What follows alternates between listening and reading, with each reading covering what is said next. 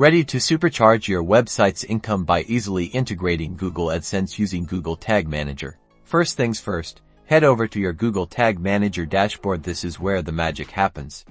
Assuming you already have a Google Tag Manager account set up, navigate to the container for your website.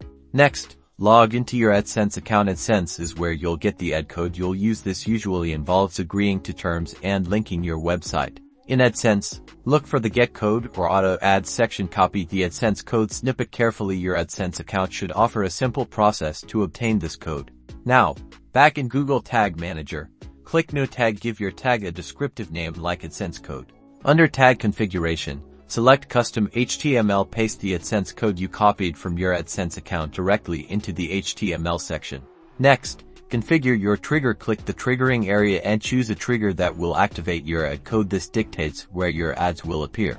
Finally, save your tag and publish your changes in Google Tag Manager. This makes your ad code live on your website. Remember to test your ad placements on your website to ensure they appear correctly.